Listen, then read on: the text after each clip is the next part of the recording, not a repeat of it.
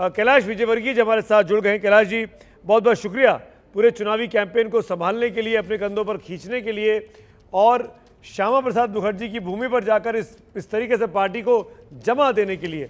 लेकिन क्या अगर ये अनुमान ठीक है, जो कि सी वोटर लगातार पहले ओपिनियन पोल में बोल रहे थे यशवंत देशमुख और आज एग्जिट पोल में भी बोल रहे हैं कि मुंह तक आते आते निवाला जो है वो रुक गया? नहीं, मैं फिर से दोहराऊंगा, यशवंत देशमुख की बहुत गंभीर व्यक्ति और बड़ा अच्छा सर्वे करते हैं। लोकसभा में भी उन्होंने अच्छा सर्वे किया था और हमको 8 सीट दी थी और हम 18 सीट पे पहुंचे। तो यदि उस हिसाब से उस परसेंटेज को हम देखेंगे तो हम काफी आगे जाएंगे। तो पर उनकी कोई गलती नहीं है उसमें, वो सर्वे भी बहुत अच्छा करते हैं, बड़े वैज्ञानिक तरीके से करते हैं। पर बंगाल को समझना पड़ेगा सुमित जी, बंगाल एक अलग प्रकार का राज्य है। यहाँ पे राजनीति एक अलग प्रकार की है, यहाँ हिंसा की राजनीति है थोड़ी सी और बड़ा डर और भय की राजनीति है। तो साधारणतः जितने भी सेफोलॉजिस्ट है, इनके लोग जाते हैं, मिलते हैं मतदाताओं से, तो जो जो मुखर मतदाता होता है वो सत्ताधारी दल के साथ होता है। साधारणतः वो मुखरता से बोलता है कि हम दीदी को वोट देंगे, पर ऐसा मतदाता जो विरोध में वोट देना चाहता है वह बोलता नहीं, क्योंकि बोलने के परिणाम बड़े गलत हो जाते हैं। और इसलिए इस प्रकार के सर्वे बाकी जगह सफल हो सकते हैं, पर बंगाल में एक्यूरेट बैठे इसकी मुझे शंका है।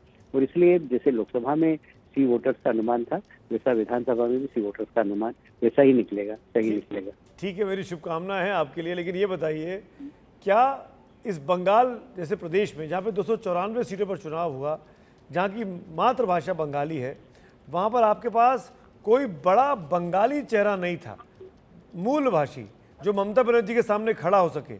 चुनाव कैंपेन प्रधानमंत्री जी कर रहे हैं, गृह मंत्री जी कर रहे हैं, पार्टी अध्यक्ष कर रहे हैं, कैलाश विजयवर्गीय जी कर रहे हैं। आपके पास सबसे बड़े चेहरे के तौर पर दिलीप घोष थे, बंगाली चेहरे जिसकी मैं बात करूं। क्या वो ममता बनर्जी के सामने बौने साबित हो रहे थे इस पूरे चुनाव प्रचार के दौरान? ऐसा महसूस किया आप लोगों ने? सुमित भाई, आप तो बड़े वरिष्ठ पत्रकार हैं, आपने ऐसा मासूम प्रश्न पूछ लिया मुझसे कि बंगाल में ही शायद मोदी जी प्रचार करना है, बाकी जगह कहीं जाते ही नहीं। तो भाई ये राष्ट्रीय पार्टी है, मोदी जी सब जगह प्रचार करने जाते हैं, अरुणाचल प्रदेश में भी जाते हैं, आसाम में भी जाते हैं, बंगाल में भी आए, उत्तर प्रदेश में भी जाते हैं, महाराष्ट्र में भी जाते हैं। ममता जी को नहीं जाती क्योंकि वो एक प्रदेश की पार्टी नेता है वो। इसलिए मोदी जी हमारे नेता है, वो सब दूर जाएंगे। अमित शाह जी हमारे नेता है, वो तमिलनाडु में क्या है, सब दूर जाएंगे ही। इसका मतलब ये नहीं कि हमारे पास आसाम में नेता नहीं था, इसका मतलब ये नहीं कि हमारे पास अरुणाचल में नेता नहीं, इसका मतलब ये नहीं कि हमारे पास अन्य राज्यों में नेता नहीं है। महाराष्ट्र में गए तो वहाँ नेता नहीं है, या उत्तर प्रदेश में गए तो वहाँ नेता नहीं। नेता हमारे पास है, अच्छे हैं, बड़े नेता हैं, पर हमारी अखिल भारतीय पार्टी है, उसकी केंद्र में सरकार है, उसके प्रधानमंत्री है, उसके राष्ट्रीय अध्यक्ष है, उसके गृह मंत्री, सब लोग प्रचार करने जाते हैं। पर इससे ये अनुमान लगा लेना कि उस राज्य में हमारे पास बड़ा नेता नहीं है, मेरा ख्याल है कि बड़ा मासूम प्रश्न है आपका। हमारे पास बहुत सारे नेता है वहाँ पर। मेरा सवाल तो आपने बड़े स्मार्टली घुमा दिया कैलाश भाई। मेरा सवाल बहुत सिंपल सा था कि ममता बनर्जी स्थानीय चेहरा हैं, बांग्ला भाषी हैं, उस जमीन से निकल कर आती हैं, उनके मुकाबले कोई बड़ा बंगाली चेहरा जो उसी जगह से आता हो, वो कमी खली क्या आपको? दिलीप घोष उनके सामने छोटे पड़ गए क्या? देखिए, फिर मैं इस बात को दोहराऊंगा कि दिलीप घोष 5 साल से पार्टी के अंदर आए। हमारे पास नेताओं की कमी नहीं है। भारतीय जनता पार्टी और अन्य पार्टियों में अंतर यही है कि हमारे यहाँ नेता सेंट्रिक पार्टी नहीं है, आइडियोलॉजी सेंट्रिक पार्टी है। और इसलिए हमारे यहाँ आइडियोलॉजी के आधार पर काम करने वाले नेताओं की श्रृंखला है।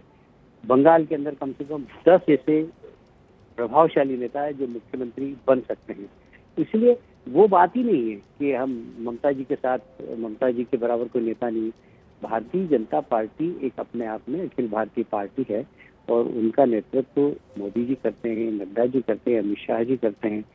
टीएमसी एक प्रदेश की पार्टी है, उनका नेतृत्व ममता जी करती हैं। तो स्वाभाविक है प्रदेश के अंदर वो बड़ी नेता हो सकती है, पर देश में तो कहीं पर उनका नाम नहीं। हमारे यहाँ देशव्यापी नेता है, इसलिए आप बिल्कुल कंपैरिजन मत करिए भारतीय जनता पार्टी और। चलिए ठीक है, मैं नहीं कंपैरिजन करता, लेकिन आपने कहा 10 ऐसे नेता हैं जो मुख्यमंत्री बन सकते हैं, नाम बता दीजिए। अगर मेरा सर्वे गलत साबित हुआ तो उन 10 के पीछे कैमरा लगाना पड़ेगा ना 2 तारीख को। नहीं, मैं बताऊंगा ना, उन 10 में से कोई मुख्यमंत्री बनेगा। अब कुछ बातें तो सीक्रेट रखनी दीजिए मुझे। अरे 10 नाम लिए आपने सर, 10 तो बता ही सकते हैं। हाँ, एक दिलीप घोष हो गए, बाकी 9।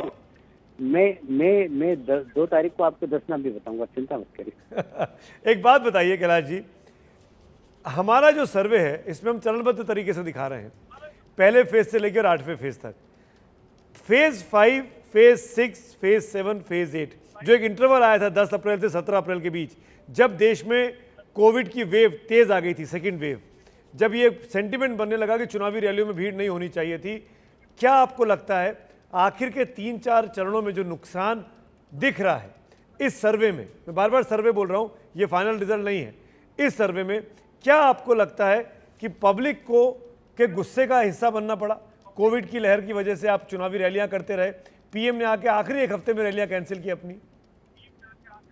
मुझे नहीं लगता, मुझे सिर्फ आज जरूर लगा है लास्ट चरण में कि थोड़ा सा अर्बन एरिया में इसका प्रभाव था। ग्रामीण क्षेत्र में तो आज ही बिल्कुल नहीं था। आपने ग्रामीण क्षेत्र में देखा होगा 80% के आसपास पोलिंग हुआ है, पर कलकत्ता शहर के अंदर थोड़ा सा असर था।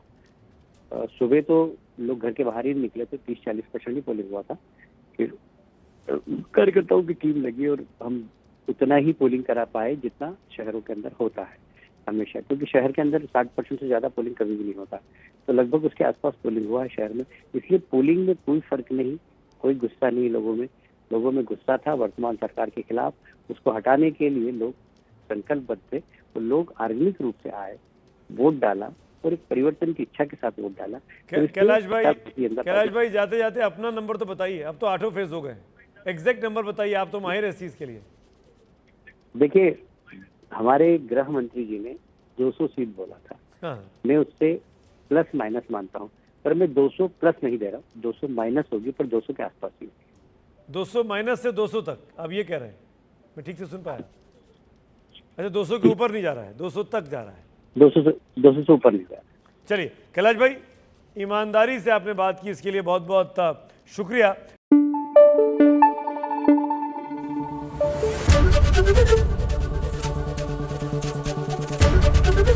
एबीपी न्यूज आपको रखे आगे।